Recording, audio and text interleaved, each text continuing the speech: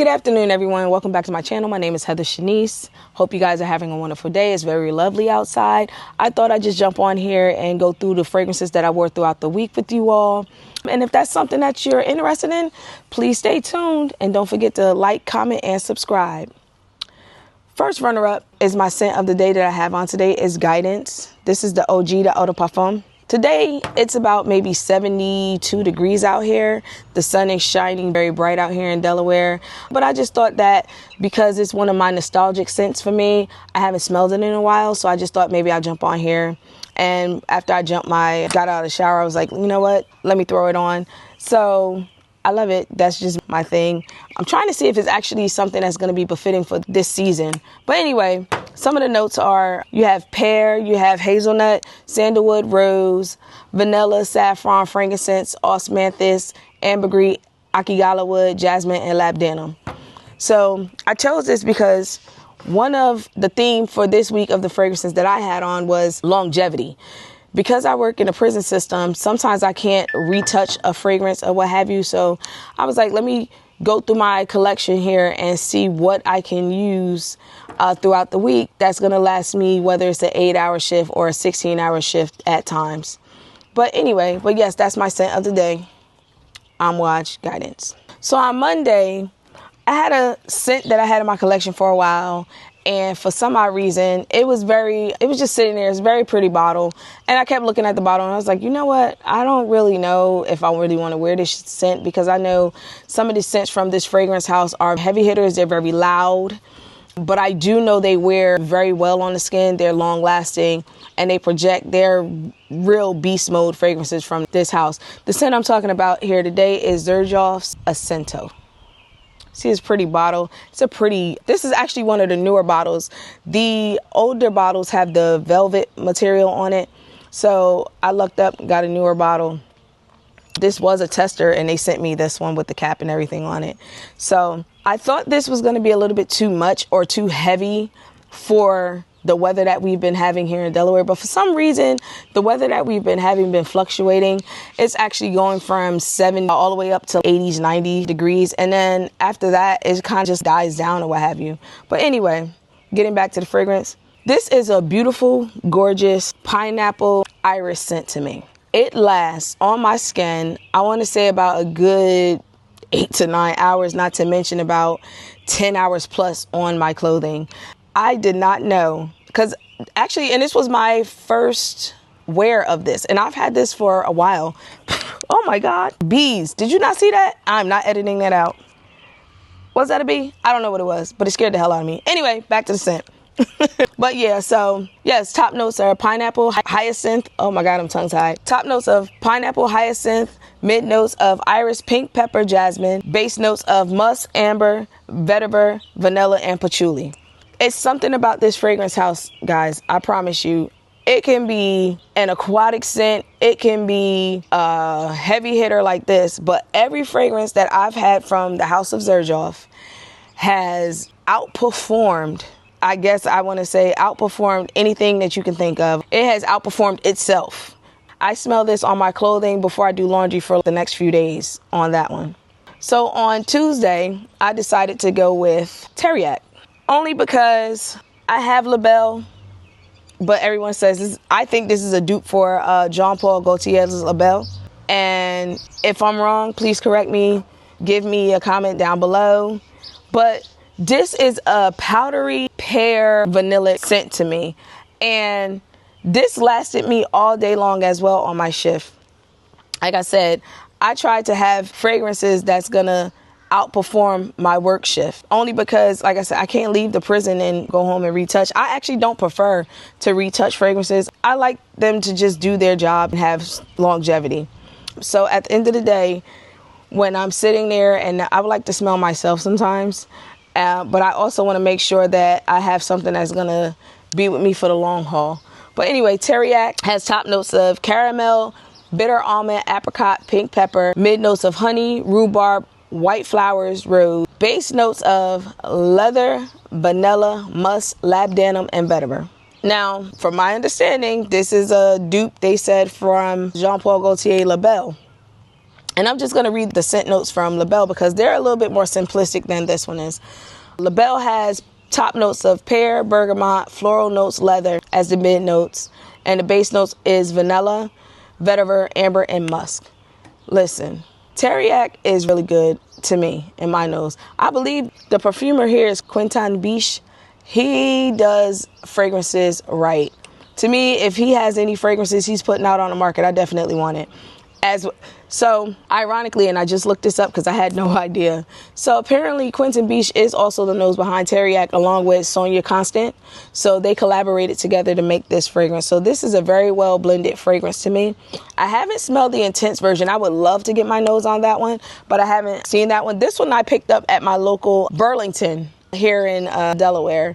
So if you guys ever want to get your nose on Teriaq and a few other good, I'm not going to say dupes, I'm going to say inspired fragrances. And the reason why I'm not going to say dupes is because some people don't realize that what they're calling dupes, the actual perfumer who created the original fragrance is the nose behind these. So these are flankers to me. That's my opinion. But get your nose on it. I think I paid about, I want to say this was $22, $23. And La Belle cost me about maybe $140. Just saying, if you need a backup, get this one. So on Tuesday, I wanted to test out one of the fragrances that I had for a while. I've been eyeing it. I've had travel sizes on it. What is it? The little testers that they give you. And I wanted to see if it was going to be masculine leaning or if it was going to be something that was straight down the middle of being unisex. And when I tell you, this is another fragrance house that outperforms itself. This is from the house of Gritti, and this is Mango Aoud. This is beautiful. I did not think that this was going to be, I have a few mango scents, but this one, oh my goodness, this mango is something about it. I don't know if it's because it's blended with coconut or coconut milk or something like that. But it's so smooth and so sweet and creamy. I like this. It lasts a very long time as well. The longevity on this is 10 plus for me. But like I said, everything that I'm discussing here is 10 plus hours, literally, be it on skin and or clothing. So the top notes for this one is mango, guava, and neroli. Mid notes of coconut milk, ylang ylang, and osmanthus. Base notes of oud, amber, and vanilla. I get the mango and the guava throughout the entire life of this fragrance. I hear people saying that after a while they get the coconut and maybe the vanilla with the oud. Like I said, everybody's skin chemistry is different, but that's what I get on my skin with this fragrance. I get the mango and the guava throughout the life of this. Even on a dry down, I still get the fruity nuances with it, along with some of the vanilla. But this is one of the longest lasting mango scents that I have. Besides, I might be saying it wrong, I also have Yara, is it 2? Yara 2s? It's the one in the orange bottle. I'll insert a picture so you guys know what I'm talking about. But that one lasts a long time too. However, that one seems a little bit more on the latonic side for me, a little bit more creamier to me. But I still love that one as well, and that one's a long-lasting scent. I took that one with me to Mexico. Actually, I took Mango Aoud with me as well as Yara 2 with me to Mexico because I wanted that fruity, tropical vibe going on for me. But anyway, mango, a lot of fruity florals, to me, they don't seem to last long on certain individuals. But like I said, it's skin chemistry. You bathe, you make sure your skin is properly moisturized, and then you add your fragrance, and that, however you moisturize your skin, will carry the life of that particular fragrance that you have. I used to be into layering. I haven't actually layered fragrances as much lately. I've just been trying to see what the longevity of fragrances are on their own, but just to give it a little zhuzh. But yes, I definitely love Mango Aoud, and I recommend it to anyone that's looking for a fruity mango scent that is long lasting. So moving on to Wednesday. Where am I at? Monday, Tuesday, Wednesday, Thursday. Yeah, Thursday. I think I am. I'm not sure. Where am I at? Monday, Tuesday, Wednesday. I'm on Thursday. I wore Lattafa Angham. This is said to be a dupe for Burberry Goddess. I actually have the full bottle, and guess what? I went through one full bottle of Burberry Goddess, and I brought it back up. And no one notified me or gave me a memo or anything like that to tell me that they were refillable bottles. I wish they had told me that before I went out there and jumped the gun and bought 2. I actually love this scent profile. This scent profile is It has 3 different vanillas in it. And for some reason, this is long lasting. Actually, ironically, this lasts longer than the original. Excuse me, my phone was ringing. This actually lasts longer to me than the original Burberry Goddess. Just saying. For the price tag, maybe give this one a shot. But I got this one at my local Burlington as well. Yes, you can get it from Amazon, I guess, but I walked into Burlington and this was sitting on the shelf, so I grabbed it. It was only 2 in there, so I took both. Anyway, so this is beautiful. This one has top notes of ginger, mandarin, pink pepper, middle notes of lavender, praline, cacao, jasmine, base notes of vanilla, musk, and amber. This is gorgeous. When I tell you this is, I'm going to say slightly powdery. So if you're into that powdery, vanillic vibe, but this lasts all day. This is one of the fresh scents to me, a fresh vanillic ginger powdery scent to me. You see the dent in this one. I actually have another backup of this as well. I told you I bought 2 from Burlington. I think I wore this to bed one night and it was very comforting to know that I had like a vanillic scent on. I don't know, it's something about lactonic vanillas, the gourmand vanillas. I tend to wear those more so in the evening going into the nighttime wear. That's just me. But I love them. I think they're so comforting and so soothing and things of that nature. But for me, I love it. Like I said, I gave it a full day's wear and it outperformed itself. And it seems like anytime I'm doing any fragrance of that matter when I'm going to work, I always keep in mind whether you're going to be here 8 hours. Not sure if you're going to be frozen. It's been very rare that I was frozen in position or what have you as a lieutenant, but I just think that if I'm going to have a fragrance, I want the fragrance to last, because sometimes we don't actually have the opportunity to leave like some people at some institutions do. We don't. And depending on the severity of what happens throughout the day is different for everyone. So depending on if I have extra paperwork or whatever, I might end up being there all day. But if I want something that's going to carry me throughout the day, like I said earlier. So Friday's scent of the day was Ambrosia Imperial. I have a backup of this too. This is by Navitus Parfums. This is the only boozy banana fragrance that I own in my collection. I don't have any other banana fragrances. If you guys want to suggest some to me, please do. I am more than happy to get my nose on them. Let me know. But this to me is the most delicious, delectable banana that I've ever smelled. It smells like a elevated banana cream pie or the elevated banana Foster to me. But this has top notes of banana, rum, Davana, Brazilian orange, Ceylon cinnamon, dates, amberwood, orchid, jasmine. It has base notes of saffron, and that was probably why I love it. Whipped cream, vanilla, caramel, benzoin, and musk. I looked at the fragrance profile of this, and I was just like, I don't know if this is going to last me. This fragrance right here, you guys, proved me wrong. This thing has some lasting power. It has some oomph. This is also one of the collaborations by AI the Great. And when I tell you, she did a wonderful job on this. I love it. I even have her, what is it, the Amour Infinite. I do not have the Amorous Intense yet. I believe it is. I don't have that one as of yet, but I plan on getting that one soon. But this one, I had to get 2 of these. So I have this one, you see my dent. And I have 2 backups of this, because if this is going to be the only banana scent in my fragrance, in my collection, this is the only one I want. Now, if there's something out there that can outdo this one and outperform this one, let me know. But I highly doubt that. So as it stands right now, this is the only one that I want in my collection. But I'm willing to smell the others and see how they stand against this one. Friday. Now, here's the kicker. Went back to Burlington. I love my little Burlington shop. I go in there for random things sometimes, but there's times when I go in there and I just seem to come across certain items, certain things, and I don't have the intention of actually getting something, but I went in there and I ended up coming across, because everybody was talking about how Kayali's wedding silk santal was going to be discontinued. They weren't sure if it was going to come out. And Paris Corner, I don't know. I'm thinking they got hidden messages with people. I don't know what is going on. Maybe they're talking to the performers behind Kayali fragrances. I don't know. I have an extensive Kayali fragrance collection as well. I did declutter a few of them. But Paris Corner, they're hitting. This is Paris Corner's Felicity. And this is supposed to be the dupe for Kayali's wedding silk santal.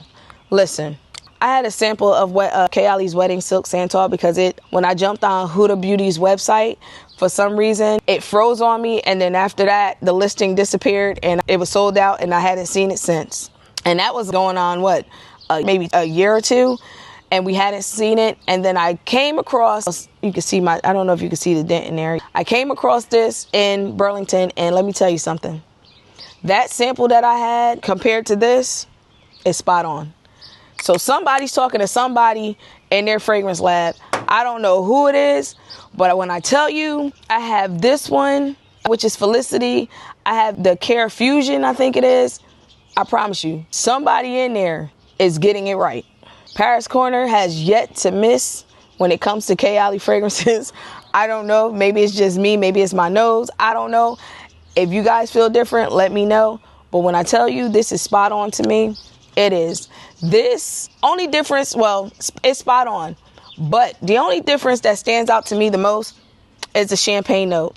I think on Kayali's Wedding Silk Santal, the champagne note was a little bit more smoother. This is a little bit, not saying that it's sharp, but it hits me more so than the one in the Wedding Silk Santal. But top notes of this is champagne, freesia, cassis, middle notes of musk, jasmine, and may rose, base notes of sugar, vanilla, and musk.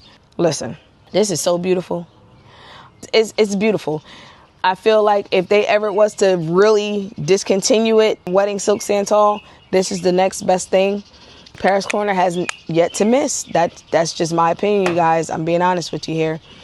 But also, it's back out in the 50 ml size. I think they had the set of it with the Velvet Santal, which is the guys. But I actually like the Velvet Santal as well. So I think that's just unisex. But they both pair very well together. And they came back out with the Wedding Silk Santal. But guess what? I'm fine with this. I'm okay with it. I'm pretty sure some of you guys are as well. So that's just my opinion.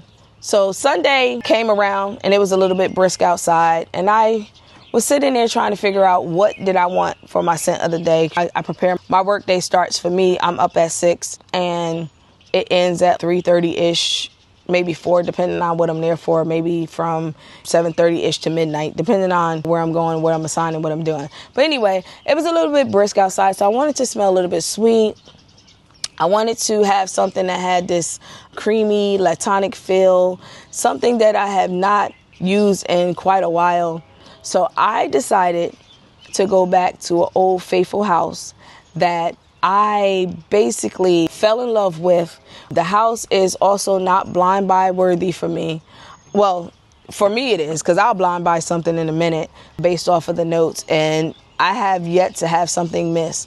But the house of Memo Paris. This is Sintra by Memo Paris. This, to me, is the grown and sexy version of Love Don't Be Shy.